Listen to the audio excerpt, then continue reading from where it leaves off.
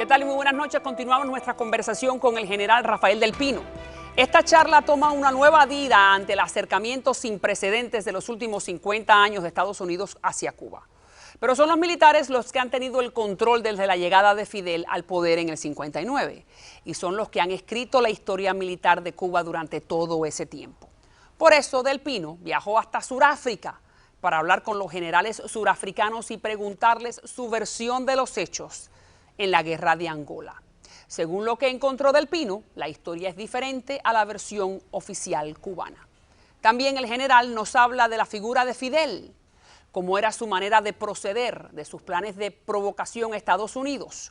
Una historia que desde el pasado 17 de diciembre podría cambiar. Escuchemos.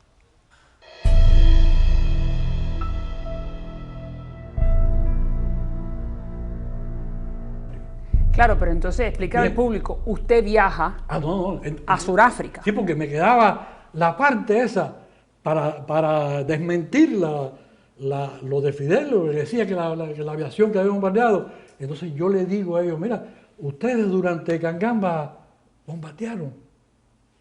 Ellos fueron para allá, boom. Mira, aquí están las bitácoras. Esta es la bitácora de los vuelos. Hicimos 4 vuelos. Le tiramos un anzuelo al que estaba dirigiendo la aviación allí, porque nosotros sabíamos que ustedes estaban empleando todos, eran como 10 aviones, ahí constantemente, con armamento aire-tierra. Y entonces nosotros pensamos, bueno, vamos a hacerle un adrit, vamos a engañarlo, vamos a despegar esos 4 aviones, tomar altura para que nos capten con los radares, y entonces cuando ellos ya nos vean cerca de Cangamba, nosotros viramos. Entonces, los surafricanos nunca tuvieron intención de bombardear. Nunca bombardearon allí. Y yo vi todas las bitácoras y me la enseñaron. Bueno, la cosa es que entonces el que estaba al frente de la aviación allí en Cangamba muerde el anzuelo, el entonces coronel Rubén Martínez Puente, y coge la mitad de los aviones y los destina, les cambia el armamento y los destina con misiles aire-aire para proteger, para el caso de que él no analizó ni por un momento que eso era un adrit, que eso era elemental, nada más que sacando la distancia que había desde Grand Fontaine y desde las otras bases que tenían los surafricanos en Namibia hasta Cangamba, era imposible que los aviones de combate llegaran hasta ahí y libraran combate. Entonces Martínez no se da cuenta que lo que los surafricanos están haciendo es solamente un paripé, como dicen los cubanos. Para distraer la aviación. ¿Y entonces qué hace Martínez? Entonces, bueno, destina la mitad de los aviones para bombardear y la otra mitad les quita esa posibilidad, les pone el armamento de aire-aire. Y entonces volaban para cumplir misiones. El que estaba al frente de los ataques, que era el coronel Henry Pérez, que era un buen piloto y era tremendo piloto.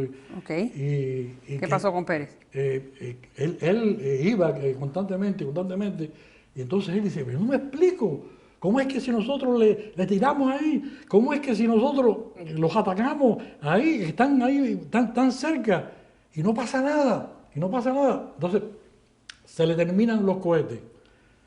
Le piden a la Unión Soviética que le traigan otro, y llega un avión con ese 62 cargado con cohetes. ¿Qué cohetes eran esos? Entonces, ahí es donde está el problema, y que esa es una de las cosas de las barbaridades y de la basura, que sencillamente que Martínez estaba utilizando cohetes C-5KO, que son cohetes aire-tierra, para que penetren, o sea, K quiere decir cumulativo en ruso. Para que penetren. Blindaje, blindaje y después floten. Tanques. Sí.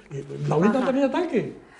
No, eran hombres. Eran hombres, sí. Entonces, para que penetraran. Tanques. Bien, entonces, ¿qué pasa? Los pilotos tiraban, los cohetes se penetraban en la tierra y explotaban, entonces no mataban a nadie. Y ahí tenían que haber utilizado cohetes C-5M, que son de fragmentación, que los tira y donde quiera que dé, explotan y se produce. Entonces, mucho cohete Y poca efectividad, porque el cohete era el equivocado. Claro, pero ustedes los militares no saben cuáles son los cohetes que hay que utilizar en qué escenario. Claro que sí, Entonces, pero es que el problema es que Martínez, pobre, él no tiene cerebro. pero si es que Martínez era el jefe de la aviación cubana, Rubén Martínez Puentes. Sí. Él no era el jefe de la aviación que estaba cubriendo la batalla de Cangamba. Sí, pero no piloto, porque él hace décadas, mira, María. Le cogió miedo a los aviones y sí. era el jefe de la aviación, pero no se supone que cuando uno es jefe es el que mejor sabe hacer el trabajo. No, esa no es la definición de jefe. Sí, pero es que No, pero aquí no. Mira, tanto en Angola como después lo que pasó con las avionetas de mano de rescate, ese es el segundo gran error que Raúl Castro ha cometido en su vida, buscando lealtad, nombrar al jefe de unidades de combate que tienen que combatir y defenderle el país a alguien que responda a sus intereses y que sea protegido de él. ¿Por qué? Yo te voy a poner los ejemplos. Primer error, 11 meses antes de Bahía de Cochino, en la Fuerza Aérea hay una depuración, llega allí alrededor con unos autobuses y ahí mismo monta a todos los pilotos que quedaban. No estoy hablando de los pilotos de Batista, No. Estoy hablando de los que estaban presos en Isla de Pino por conspirar contra Batista. Estoy hablando del que era jefe de la Fuerza Aérea Rebelde en el segundo frente, porque empezaron a hablar ya del comunismo que pasa. Sí, ok. Entonces, preso. ¿Y usted dónde estaba en todo esto? ¿Usted qué era? Bueno, yo era a nosotros nos decían los brujitas. O sea, los 3 o 4 pilotos que teníamos menos experiencia, nos decían que éramos los brujitas porque volamos como las brujas, sobre una escoba, pero no sabíamos todavía nada. Bien. Bauzá, Fernández, yo. Entonces, los experimentados, que Carrera aprende, y entonces ahí había un preso. Todos los que estaban presos en Isla de Pino. Entonces, cayeron presos por la revolución. ¿Por qué? Porque no aceptaban el comunismo. Cuando eso sucede, yo tengo que hacer esta referencia, porque cuando eso sucede, la afrenta más grande que Raúl Castro le ha hecho a la Fuerza Aérea, a los pilotos, es nombrar al chofer del jefe de San Antonio de los Baños y al comandante Raúl Guerra Bermejo, que era el chofer de Raúl, jefe de los pilotos en la base aérea de San Antonio después que se produce este incidente. ¿Y sabía volar el chofer? No, María, pero sí, pobrecito, era hasta le entró a tiro a la esposa, era un loco. María, Fidel Castro, de Playa Girón, la única dirección que tuvo de la aviación fue la siguiente. Llamó por teléfono: Carrera, hunde los barcos y tumba los aviones. Carrera, patria o muerte, comandante. ¡Pam! Ya, esa es toda la estrategia militar de Fidel. Y ahí todo lo demás quedó por nosotros, que ya nos habíamos preparado, bueno, y qué pasa sin él, así que hasta dónde llegamos, las posibilidades que tenemos, todo. Y ahora se arrepiente, ¿verdad? Se arrepiente ahora de haber sido tan eficiente. No me arrepiento porque yo lo hice de verdad, de corazón, pensando que estaba defendiendo a la patria contra una invasión extranjera y estaba dispuesto a morir. Usted y los otros que eran capaces. No se había dado todavía cuenta de lo que se da cuenta, de lo que sabe ahora. No, claro.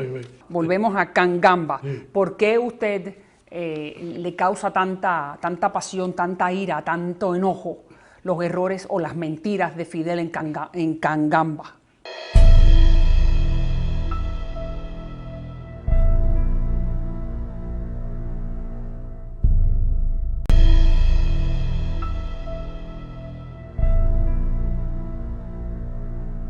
Volvemos a Cangamba. Sí. ¿Por qué usted le causa tanta pasión, tanta ira, tanto enojo los errores o las mentiras de Fidel en Cangamba? ¿Por qué? Porque es que yo narro todo ahí, las heroicidades que hicieron esos hombres abandonados allí. María, cae un mortero donde estaba el puesto médico, matan al médico y el enfermero queda ciego. Y se llama René González. Qué casualidad, queda ciego. Y ahí seguían llegando los heridos. Y entonces él dice... Heridos cubanos o también angoleses. Entonces, los cubanos. con los intestinos afuera. Entonces, bueno, la cosa es que él dice, pero señores, ¿quién apagó la luz? Encienda la luz. Entonces le dice, sanitario, sanitario. Entonces le hacen así, pero es que tú no ves. Se había quedado ciego. Entonces él dijo, bueno, alcánceme acá a la gente que vaya llegando. Y ciego empezó a curar a los heridos ahí, ciego. No, María. Y entonces aquello, Sean, él llega allí con el equipo de radio para hablar con los aviones y entonces eran los morteros cayéndole constantemente. Y entonces el jefe de Peraza, que era el coronel Peraza en aquel momento, que estaba allí, le traen un pollo para él. Eso lo estaban racionando ahí porque no tenían. Y entonces le dice, él coge el pollo ese, el coronel, y le dice, piloto, ustedes tienen que mantenerse, cómete esto tú. Entonces, Sean le dijo, no, yo no puedo aceptar eso. Esto aquí no lo vamos a comer había como 6 o 7 ahí en el puesto de mando. Una alita para dar. Entonces el Peraza le dice, distribúyelo tú. Y entonces Sean, una alita para uno, un pedacito para otro. Es el compañerismo, la entereza de esa gente, mientras que el alto mando estaba de vacaciones. Estaba así. No, María. Dígame, usted me relacionó a Martínez, que es el jefe de la aviación cubana en Angola, con los hermanos al rescate. ¿Qué relación hay entre Martínez y el derribo de las avionetas? Bueno, mira, entonces aquí yo vuelvo otra vez a lo que te decía, porque los dos grandes errores de Raúl, que él tiene que estar arrepintiéndose de eso. Okay. Porque Maro era el chofer de él y Martínez era el plantero del segundo frente. ¿Quién era Martínez? Bueno, ¿o quién es? Martínez era hijo del primer secretario del Partido Socialista Popular, que era el Partido Comunista clandestino que había en Cuba, en Guantánamo. Cuando ya Raúl establece el segundo frente, Fran País en Oriente, los padres de Martínez envían a Martínez para el segundo frente.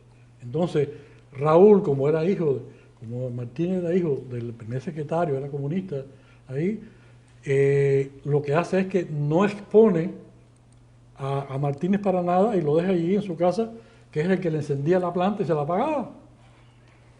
Por eso es que, bueno, yo no entendía por qué la gente decía... La planta eléctrica. La planta eléctrica, ese era... Durante el tiempo de la guerra, sí. Bien. Entonces, por eso es que yo lo que no entendía, por qué la gente le decía plantero, los guardias viejos, no, porque el plantero es piloto como ustedes. Sí.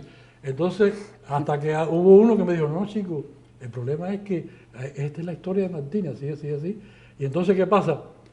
Que buscando lealtad, cuando ya Julio Casa va a salir de la FARC, ahí habían otros pilotos, como Rubén Interián, el coronel Rubén Interián, que era inteligentísimo, que era tremendo piloto, que volaba, que tenía, y era del mismo curso de Martínez en Checoslovaquia. Y entonces, bueno, lo relegan, lo dejan ahí en Occidente, y sin embargo nombran a Martínez, que vaya, que pobrecito, que no podía. Entonces yo estoy seguro, ahora déjame decirte, y por qué te digo que Raúl se tiene que estar arrepintiendo de eso, porque es que uno no puede situar en posiciones tan delicadas y que puedan afectar tanto al Estado y a la revolución, o como ellos quieran llamarle a eso que está ahí, a personas que no están capacitadas solamente porque son leales. Pero general, si es que no hay lo que dicen los americanos, accountability, el pueblo no los está mirando y después les pasa la cuenta por un error o un acierto, así que ellos pueden nombrar al que ellos quieran. ¿Y por qué te digo que es un error? Porque yo estoy seguro que él no tuvo la suficiente capacidad para planearlo todo y decir, bueno, al recibir la orden, difícilmente a él le hayan dado la orden. Claro, él va a romper todo, a pagar los platos rotos, pero yo veo difícil que que Raúl le haya dicho que derribara el avión ahí en aguas internacionales. Ahí, además, lo mantuvieron unos cuantos meses más ahí en la mar y después fue que le hicieron así. Entonces usted piensa que fue decisión propia de Martínez derribar las avionetas Hermanos al Rescate. No vino la orden ni de Raúl ni de Fidel. Probablemente vino la orden, fíjate, no, si pasan las aguas territoriales o el territorio de Cuba, derríbenla. Entonces, a lo mejor él se puso y para apuntarse algo, para ganarse mérito, pensó que con eso es lo que iba ahí. Mira, ese es el crimen más grande. Y yo te voy a poner un ejemplo, porque a mí me pasó algo muy parecido el 6 de marzo, o sea, un mes antes de Bahía de Cochino, que yo intercepté un avión pirata, que yo pienso que lo que estaba era de drogas, pero bueno, nosotros teníamos constantemente vuelos de avionetas que venían y quemaban cañas, hacían sabotaje, etcétera. Y entonces hay inclusive de Aslan llegó con un B-25 ahí en La Habana. Entonces, en los primeros años de la revolución, sabotaje por parte de los Estados Unidos, sí. Ajá, que les quemaban los cañaverales, bien. A mí me dan la alarma de combate, yo despego en un T-33. Entonces, me dicen que hay una avioneta que está volando, que ha pasado por La Habana y que está volando hacia el oeste, hacia el oeste. Entonces yo despego de San Antonio, pero no hago lo que hacía siempre, que era, porque yo calculé un tiempo de retardo. Yo voy hasta el Mariel y entonces me meto adentro del mar y entro como del norte. Okay. Entonces cuando cerca ahí de Playa Baracoa, veo la avioneta. Entonces es un AT-11, un avión de dos motores, y entonces, déjeme decirte que además era la época de Wild West, que estábamos wild, y a mí ya me habían dicho que si yo me encontrara una avioneta le daba. Bien. Y yo lo intercepté. Yo no podía derribarlo, María. Pues entonces, fuera lo que fuera, entonces yo empecé a darle pase por adelante y pase por atrás. Y a ver, y entonces él empezó a perder altura y a pegarse al agua. Entonces lo último que hice es que vine y le pasé por aquí adelante para que él me viera. Y tiré una ráfaga. Y entonces, como el avión mío era más rápido, yo salgo y vuelvo otra vez. Y entonces hace así, veo que hace sí, y él se tira en el agua. Entonces ahí se tira en el agua, empiezan a flotar, sacan una balsa inflable de esa, la inflan. Entonces ahí yo empiezo a llamar al Mariel, que nosotros teníamos un avión Catalina, eso que aguatizaba. El Mariel me dijo, no, el avión se fue para Oriente, no sé.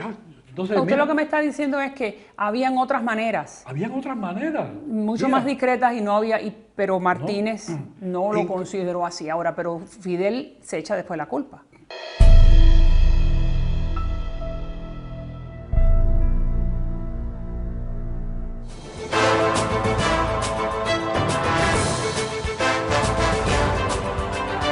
Bueno, hacemos una pequeña pausa para darle la bienvenida al señor José Aponte de Madrecel. ¿Cómo está usted, Aponte? Muy bien, gracias, María Elvira. Gusto en verlo en el programa nuevamente para todas aquellas personas que necesitan este tipo de producto que está basado en las células madres, que las células madres es el gran descubrimiento del siglo XXI.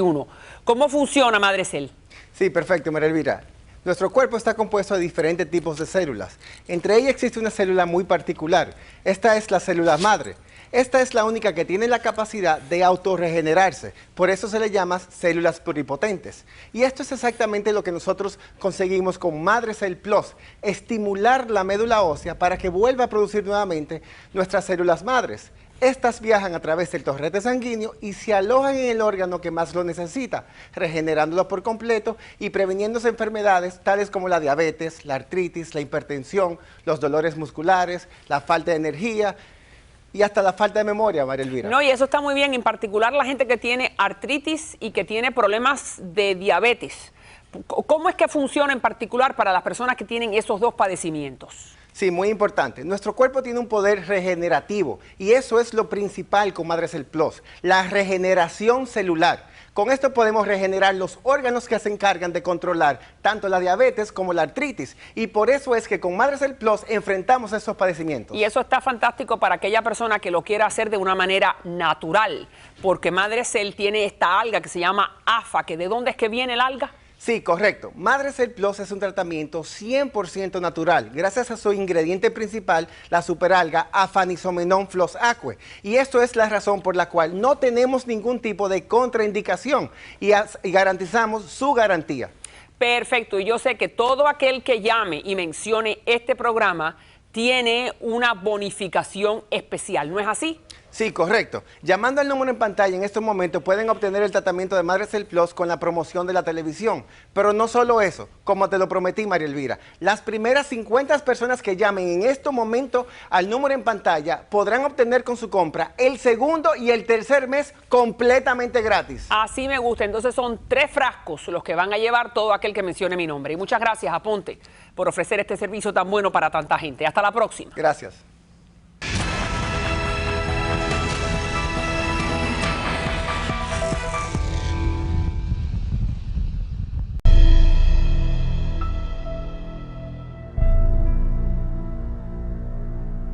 Usted lo que me está diciendo es que habían otras maneras, Habían otras maneras. mucho Mira, más discretas y no había, pero Martínez no lo consideró así. Ahora, pero Fidel se echa después la culpa.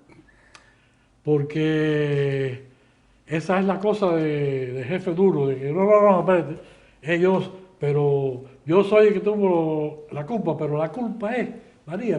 Pero cuando- fue Martínez el que es el que lo decide, ese es su análisis. Pero que entonces que ahí Martínez tenía que haber hecho un plan para el plan rechazo de avionetas, cómo lo vamos a hacer, que estuviera bien detallado. Bueno, si entran en el territorio, si tiran alguna bomba de la avioneta. Y Raúl si lo hacen tenía que haber esto, firmado. Y tenía que haberlo firmado. Por eso, el día Pero que se ese investi- documento no existe. Bueno, ese tiene que, si no lo destruyen o lo queman, esos documentos tienen que estar ahí. Y van a salir a la luz cuando se haga una comisión de la verdad para aclarar todos estos crímenes. Pero según usted me está diciendo que con el plan faraónico esa comisión no va a venir.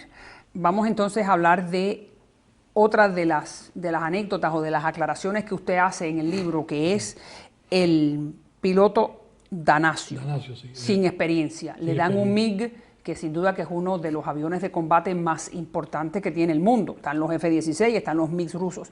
¿Cómo es que le van a dar un aparato tan grande y tan complicado a un niño, a un piloto inexperto?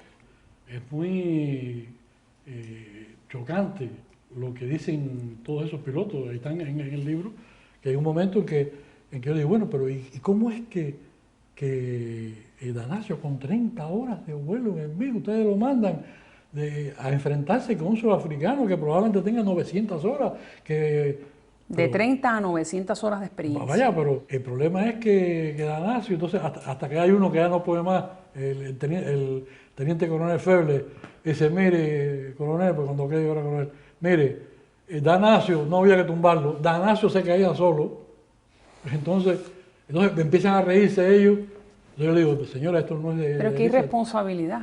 Eso me lo dice un piloto de experiencia, Sí. que sabía pero que lo que ellos estaban mayormente de tiempo en Luanda, no estaban allá abajo donde cerca de la frontera, donde estaba la cosa caliente. Entonces, los pilotos experimentados cubanos no eran los que estaban volando.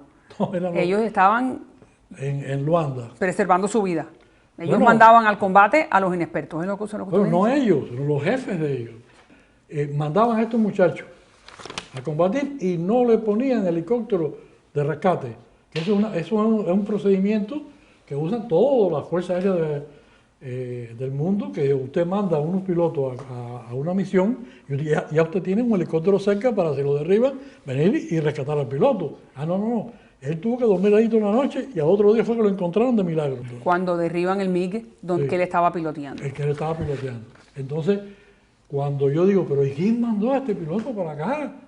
Caballero, pero... Entonces me dice el coronel Salinas, que estaba allí, que estaba al frente de la aviación en aquel momento, me dice, no, eso lo mandó San Antonio, eso lo mandó Martínez, porque Martínez estaba de jefe de la base de San Antonio. Entonces, Martínez es el que manda a Bueno, Danasio a su mejor suerte. Eso es lo que me dice el coronel Salinas allí cuando yo hago la investigación.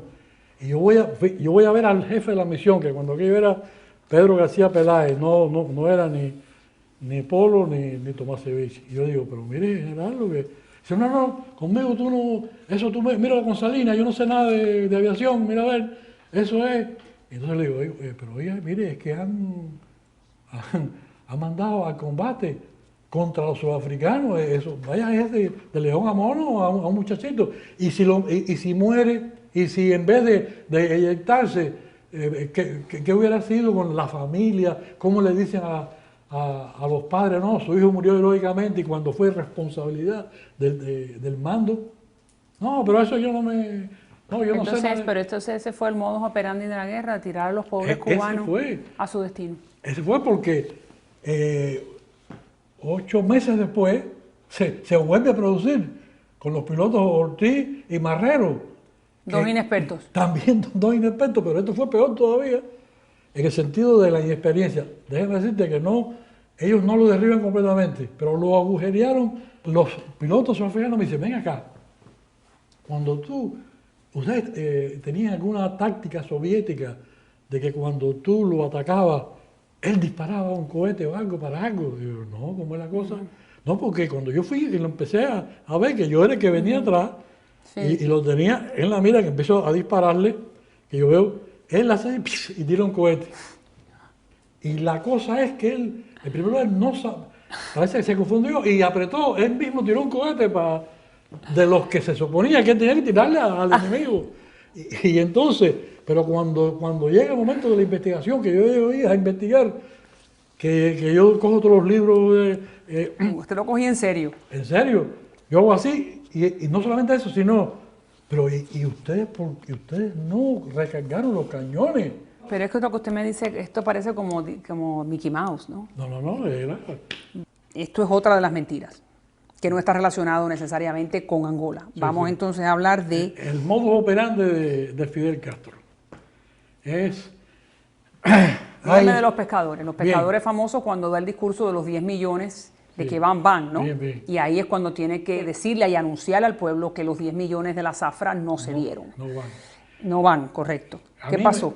A mí me avisan, que es una reunión en el Estado Mayor General, que Fidel Castro, y entonces ¿qué pasó? ¿No? Que se secuestraron a unos pescadores, los tienen secuestrados, entonces, bueno, yo voy a la reunión, entonces él me da la orden, bueno, Pino, tú vas a volar con un escuadrón de 1021 por sobre las Bahamas, vas a romper la barrera de sonido por sobre Andro, inclusive nosotros llegamos hasta Bimini, aquí mismo frente hasta Bimini. A Bimini, sí. Bueno, llegaron hasta Bimini. Hasta ahí. Entonces, los 12 MiGs. Sí, entonces yo le digo, pero comandante, lo que hay una cosa, allí nosotros vamos a entrar en el warning area de los Estados Unidos y probablemente los americanos nos intercepten para ver qué es lo que está pasando, porque no son avioncitos, ni dos, son 2 aviones. Entonces... Son 12 MiGs. Sí, 12 MiG de combate, y armados con armamento de aire-aire. Entonces me dicen, ustedes pasan, rompan la barrera de sonido ahí bien, que se sienta para meterle miedo a esa gente, y entonces regresen para acá. Digo, bueno, pero ¿y si nos interceptan? Si interceptan, ya, ustedes están listos para disparar también, y disparen. Entonces yo digo... Para dispararle a los F-16 que iban a proteger, aunque no era territorio, Bimini no es territorio norteamericano, pero está al lado de Miami. Está al lado de Miami, pero... Del sur de la Florida. Únicamente que él pensara que no había posibilidad, que los americanos, como realmente pasó, que ellos... Pero Fidel le dice a usted, si los interceptan, usted dispare. Dispara, sí. Ahí ¿y usted qué pensó en ese momento? Entonces yo digo, bueno, ¿usted no está loco? Pero bueno, yo... seguía con la cosa de los pescadores, de bueno, coño, pero qué raro, que hay tanta gravilla.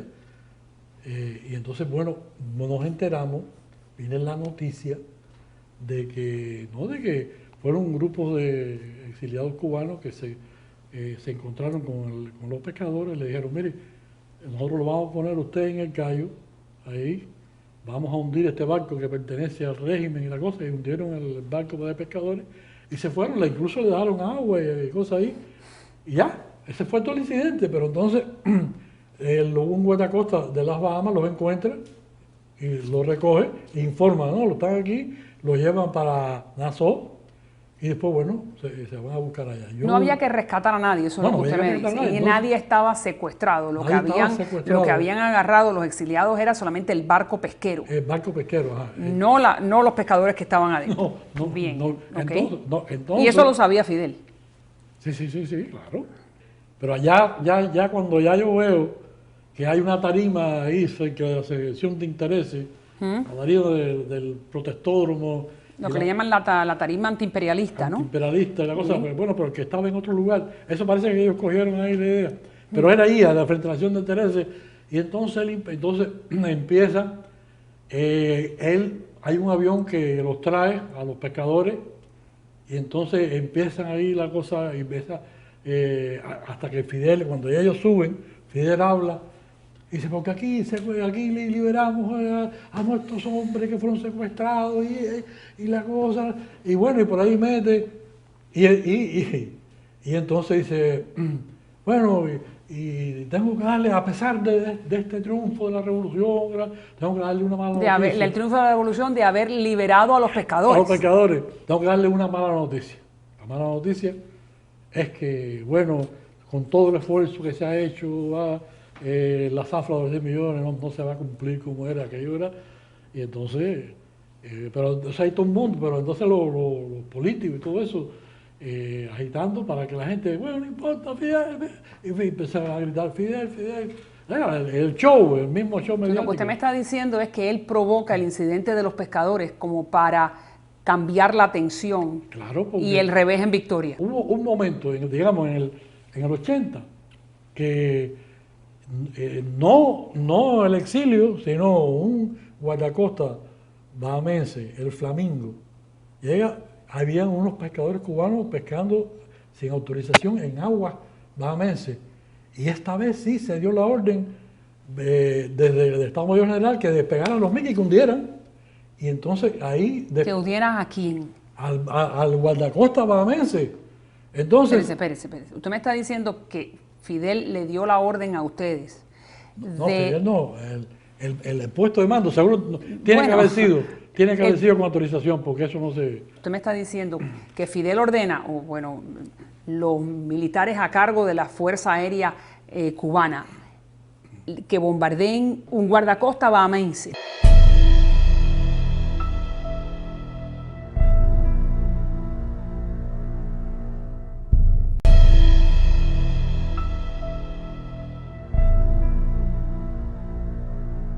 Usted me está diciendo que Fidel ordena, los militares a cargo de la Fuerza Aérea Cubana, que bombardeen un guardacosta bahamense. Que había detenido a unos pescadores. Detenido. Ok. A unos pescadores cubanos que estaban en aguas de Bahamas y lo estaban remolcando con un cable. Y entonces dieron la orden y despegaron de Holguín los pilotos, el mayor Jorge Vilardel y Colina Bercetegui. Pero ¿y por qué Fidel quería ese acto de tanta agresividad y tan ofensivo en contra de las Bahamas, que usualmente ha sido bastante cercano a él? Bueno, después tuvo que pagar, para saldar la cuenta, tuvo que pagar no sé de cuántos millones de dólares, no sé si 10 millones, 4 millones, bueno, de compensación a los familiares, pero bueno, habían perdido su familia. Estaban muertos los bahamenses. Y o sea que es el modo ese de la agresión. De la cosa mafiosa de intimidar y de agredir. Fidel le dice a usted, si los norteamericanos, ustedes son los que están provocando, ustedes son los que se están acercando a la costa americana, ustedes son los que provocan, y si los norteamericanos se defienden, igual dispárale. Sí. Eso es lo que usted me está diciendo. Sí. Pero ¿y Fidel en ese momento no mide la consecuencia o usted piensa que fue una bravuconada? ¿Cómo usted lo analiza? Porque la realidad es que los MiGs... María, porque tenía que buscar mártires, tenía que buscar más mártires. Ya después, la misma historia nos ha enseñado de las traiciones de él, a los oficiales, a la gente que ha expuesto por gusto y que le ha costado la vida a mucha gente. Entonces, en otras palabras, si a usted los F-16 lo derriban, usted estaba en esa operación, No, sí, lo derriban, entonces usted es un mártir de la revolución y eso es exactamente lo que Fidel quería, eso es lo que usted me dice. Eso es lo que quería, seguro. Porque entonces puede ir al pueblo y decir que nuevamente los norteamericanos nos han atacado. Sí, nos han atacado. Lo que pasa es que en ese caso los gringos no disparan. No, ajá. No. Y usted cuando estaba piloteando ese MiG acercándose a las costas americanas, usted no piensa en cualquier momento me van a meter un cohetazo. No sé, ¿usted qué pensó? Usted es el que estaba piloteando. No. Nosotros, bueno, yo abrí la formación y todos estábamos vigilantes a ver. Pero no, los americanos no se llevaron la provocación. Pero hubieran podido. Hubieran podido, claro. Usted estaba dispuesto a exponer su vida. Sí. No, estaba claro. Que se la estaban jugando al pegado, como dicen ustedes los cubanos. Sí. Ok, vamos entonces al episodio de Granada. Usted también menciona Granada en su libro. Usted considera que hay mentiras, hay falsedades por parte del régimen. Explíqueme dónde es que está la falsedad. Vamos a empezar por el inicio. Cuando los norteamericanos están a punto de meterse allí, pues bueno, tenían 100 y pico de estudiantes ahí, aunque fuera un pretexto. Estudiantes de medicina. Vamos a situar, está Reagan en el poder, acaba prácticamente de llegar a la Casa Blanca. Se había producido un golpe de Estado. Habían asesinado a Bishop, que era el amigo de Fidel, porque a Fidel apoyaba y ya que era un caos. Entonces, los americanos se iban a meter de todas maneras. Fidel sabía que se iban a meter. ¿Por qué lo sabía Fidel? Porque ya era evidente, pero además los norteamericanos por vía diplomática le informan que ellos no tienen nada en contra del personal cubano, que ellos no quieren un enfrentamiento con el personal cubano, que Estados Unidos está dispuesto a cooperar con Cuba para evacuar a los cubanos. Estaban en ese momento, eran unos 600 cubanos y estaban construyendo una pista de aeropuerto. Estaban construyendo la pista allí. De verdad eran trabajadores civiles, pero bueno, tenían armamento que le habían dado y que lo que esperaba Fidel Castro era que esa gente se inmolara, se murieran allí. Entonces, no obstante, tener el comunicado del gobierno norteamericano, él envía a Tortoló en un avión para que organizara la resistencia y para que le repartiera las armas y para que estuviera listo para repeler la agresión. ¿Qué decía ahí? ¿Quién era Tortoló? Tortoló era un coronel de los ayudantes que tenía Raúl en el MINFAR y Fidel también tenía una gran apreciación por él, le había planteado ya unas cuantas misiones. ¿Qué decía ahí? Los trabajadores que estaban construyendo la pista del aeropuerto en Granada estaban armados, pero no eran militares, eran civiles. Fidel envía a Tortoló, ya habiendo recibido el comunicado de Washington, el cual usted muestra en el libro, que oficialmente los Estados Unidos le dicen, evacúa a los cubanos. Ajá, sí. ¿Qué es lo que hace Fidel Castro? Ordena al buque Vietnam Heroico, que está ahí en Georgetown, que está anclado, vacío, que tenía capacidad para haber evacuado a todos los cubanos, haberlos sacado a 12 millas y esperar a ver qué pasaba. No, coge y le da la orden de que salparan vacío. O sea, el espíritu de Hernán Cortés, quemar las naves para que acaben con ellos allí. O sea, para provocar un enfrentamiento. Y entonces obliga a que los cubanos se queden en la isla de la Granada. Que se queden allí. O sea, ya Fidel sabía, vuelvo a repetirlo porque hay que asimilarlo de a poco. Fidel ya sabía que los norteamericanos iban a invadir Granada.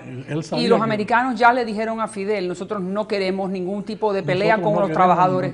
Y aún así Fidel hace que ese barco zarpe vacío de vuelta a La Habana y además envía a Tortoló con armas. No, porque ya las armas estaban ahí, envía a Tortoló para garantizar, para hacer que la gente hiciera resistencia. Entonces, hubo una resistencia inicial de algunos oficiales, pero Tortoló se dio cuenta que no, y que era imposible, que iba a acabar con todo. y sencillamente no quiso inmolar a la gente y se metió en la embajada soviética. Porque hubo en un momento, antes de que él busque refugio en la embajada soviética, hubo un tipo de enfrentamiento entre los cubanos y los Marines americanos que llegaron a rescatar a los estudiantes de medicina. Sí, ¿Hubo un enfrentamiento? Hubo un enfrentamiento que incluso los americanos habían tomado prisioneros a algunos cubanos y lo llevaban adelante para que fueran a parlamentar y decirle que no se enfrentaran, que pues, depusieran las armas. Entonces hubo alguien que abrió fuego y ellos respondieron al fuego. Y eso es lo que le pregunto. Entonces, ¿y la orden de Tortoló era dispararle a los marines americanos? Sí, resistir, pero no iniciar hostilidades. Entonces, comenzaron a disparar y entonces los americanos respondieron a eso. El resultado fue bueno que los cubanos que estaban en el aeropuerto prácticamente no hicieron resistencia, depusieron las armas, cayeron prisioneros. Tortoló con los oficiales de la Fuerza Armada se mete en la embajada soviética y ya. ¿Y por qué Tortoló hoy en día es una figura tan degradada? Él lo que busca es refugio al darse cuenta que los gringos tienen mejores armas que él, ¿no? O que iban a morir. Y además, la superioridad en todo, en aviación, aviones, de todo. Era imposible sacrificarte incluso, pero Fidel está tan poseído y el ego se ve tanto que él, porque déjeme decirte que todos los comunicados oficiales que se hacen en Cuba, lo hacía él de puño y letra. Los comunicados oficiales informando las situaciones, y esa información que se da de que los últimos 4 cubanos mueren abrazados a la bandera de combate y a la bandera cubana y son héroes de la patria y entonces con un himno. ¿Y es cierto? Ahí no hubo nadie inmolado en la bandera, todo eso era mentira, todo era mentira. Se rindieron, o sea, los que estaban en el aeropuerto depusieron las armas, hicieron muy bien, ellos no tenían posibilidades ninguna, Claro. Eran civiles, aunque tuvieran entrenamiento, que todos tienen Y entrenamiento. entonces es lo que usted considera que entonces quería Fidel. Fidel lo que quería es que todos murieran, que fueran arrasados allí, eso mismo, y por eso es que él da el comunicado, y para tener más mártires, más, y ese comportamiento, ese modus operandi, con esas mismas situaciones, se mantuvo hasta el final, digamos, de la guerra de Angola. Cuando él, sabiendo que los sudafricanos tenían armas nucleares, metió ahí 60.000 hombres. Y que cuando yo me entrevisto con los sudafricanos, le pregunto, ¿y ustedes pensaban? Ya nosotros estábamos preparados para, si nada más que pasaba la frontera con Namibia, darle 3 o 4 golpes nucleares y liquidar a todo el mundo. Golpes nucleares a las tropas cubanas y bueno, y a las tropas de Angola. Sí, entonces, por eso usted considera que Fidel nunca cruza la frontera roja, porque sabe que Sudáfrica disparaba las armas nucleares. Porque Fidel sabía que ellos tenían armas nucleares. Y ahí no se mete. Volvemos entonces a Granada. Todo un bluff, como siempre. ¿Había algún tipo de ayuda militar en Granada? No, había... Usted me está diciendo que usted obtuvo un documento oficial de la Cancillería norteamericana, sí, avisándole a Fidel lo que iba a ocurrir, y aún así su interés es que los cubanos mueran, que Tortoló también muera. También muera, sí, claro, es Maceo. Y entonces, ¿y entonces qué iba a sacar con eso? María, en primer lugar, ya iban a perder el esfuerzo que él hacía allí de tener un aeropuerto estratégico, que era la parada que era una escala para los vuelos a Angola y para los vuelos soviéticos. Y entonces ya perdía eso, pero bueno, convertir el revés en victoria. El revés le daba mártires. ¿Dónde está Tortoló? Bueno, mira, y esa fue una de las cosas que más, cuando a nosotros nos reúnen en el Teatro del Minfar, que Raúl empieza a explicar la situación de Granada, una de las cosas, de las primeras cosas que dice es, porque debió haberse dado un tiro antes de rendirse. aquello, yo me quedé así y yo dije para dentro de mí, pero tú que te rendiste en el Moncada, que incluso ustedes llegaron a las montañas después del asalto al Moncada, donde perdieron la vida tanta gente, y ustedes mandaron a buscar un cura para rendirse, a Monseñor Pérez Errante, y además que tenían armas en la mano y estaban ya en la montaña. Nos está diciendo aquí en este teatro que ese hombre allí, sin posibilidad en una islita, sin posibilidad de verdad de defenderse, sino que se iba a inmolar y se iba a matar, y por un país extranjero que no tiene que ver nada con tu patria, y tú en tu patria que iniciaste esa lucha, cogiste y te rendiste. Vaya, aquello fue, no, ya esa era una de las cosas que yo... ¿Usted entonces en ese momento qué pensó?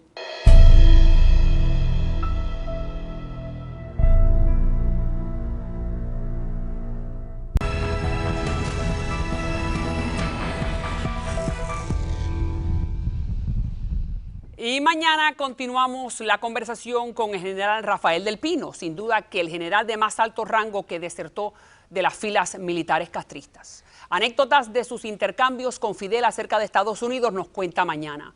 Una relación, una dinámica de enfrentamiento que la Casa Blanca de Obama ha querido revertir rápidamente después de anunciar los cambios el pasado miércoles. Vamos a ver qué dicen mañana. Pero antes de despedirme, quiero presentarle lo que siempre le prometo a través de las páginas del internet. Ahí está Facebook, Twitter, YouTube e Instagram. Por favor, síganme escribiendo. Y durante toda esta semana prometo leer muchos de los mensajes que he recibido. Vamos entonces a ver qué dice Aldo Zamora. María Elvira, deje ese odio y rencor que al final repercute en el pueblo cubano. Vamos a darle una oportunidad a los dos gobiernos de hacer algo diferente, y si nuestro gobierno no cumple y su gobierno cumple, entonces poder criticar con toda razón. Yo estoy de acuerdo con ustedes, Zamora. Yo creo que debemos darle entonces la oportunidad que el presidente Obama le está brindando al gobierno cubano de abrir, de ser diferentes, a tener un acercamiento verdadero que sea bueno para el pueblo cubano y que incluya democracia, derechos humanos y libertad para todos, para que todos decidan qué tipo de gobierno y qué tipo de modelo quieren tener en Cuba. Eso es lo que yo estoy de acuerdo. Así que adelante. Y vamos entonces a Orlandito G. Medina, que dice: María Elvira, me gustaría visitar su programa para decirle al presidente Obama que si perdonó a 3 criminales, incluyendo a uno con cadena perpetua, puede perdonar a todos los cubanos que tienen orden de deportación después de haber cumplido y pagado su sentencia. Bueno, Orlandito, eso posiblemente podría ser así. Son 40,000 cubanos los que están esperando ser deportados. Vamos a ver cuál es el intercambio desde el punto de vista de inmigración entre ambos gobiernos, y vamos a estar muy pendientes. Muchísimas gracias nuevamente por la sintonía.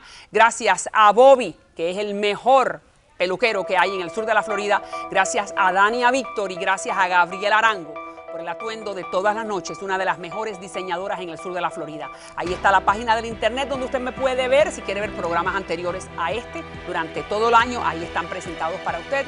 Como siempre digo al final de todos los programas, si Dios contigo, ¿quién contra ti? Eso es verdad. Nos vemos mañana a la hora de siempre. Continuamos nuestra conversación con el general del Pino. Hasta entonces, buenas noches.